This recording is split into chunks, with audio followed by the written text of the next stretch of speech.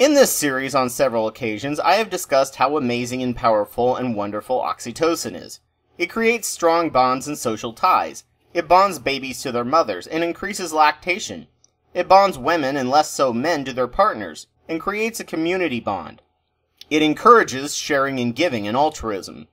If we dumped this stuff in the water supply, all war would end, right?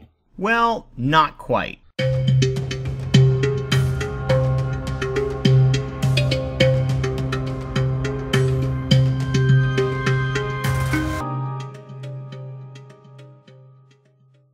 While we're making some astounding breakthroughs in understanding the underpinnings of love, pop psychology has ignored a major negative involved with oxytocin.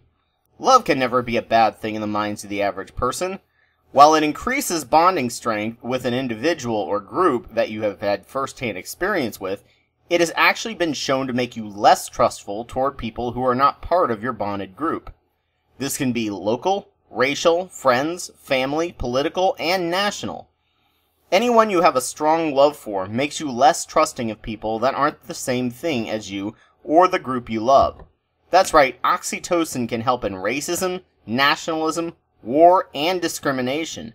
Of course, oxytocin had to have a catch, otherwise we would be spreading it around like pixie dust, spreading hippie peace and harmony. This revelation should actually change the way you view what, who, and how you love, and how strongly you love. Oxytocin and a bond of infatuation can make a person shun friends who think that their significant other is bad for them. It can make them rationalize domestic abuse and live in a delusions of personal fault, or helping out a troubled soul through maintaining their violent relationship while they're actually just being enablers. Family ties are extremely idealized in this society, and for good reason. For most of human existence, due to lack of quick transportation, the family is how you survive starvation. People erroneously blame society's woes on the loss of family, especially the creation of the same-sex family unit. They fail to realize that family as Leave It to Beaver kind rarely actually existed. Also, in the poorer areas, a father abandoning their children was very common, especially if they found work elsewhere. This is hardly a new phenomena. Seriously, listen to most old country songs. It happened a lot. Recent studies linked below show that the more close-knit family-reliant groups and nations actually tend to remain poorer than ones with looser-knit families. They're less trusting of others outside of their family or community.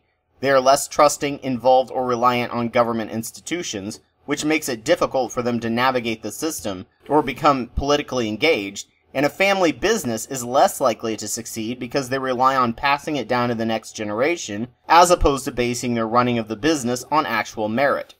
I have seen this firsthand in a family-run business I worked for. It was a well-knit business while the immigrant father ran it, but then he put his son in charge after retiring, who you could tell had resentment about getting stuck with it. And they put other members of the family in leadership positions they were in no way qualified for, with zero chances of repercussion, just so they could have a shiny resume for future jobs.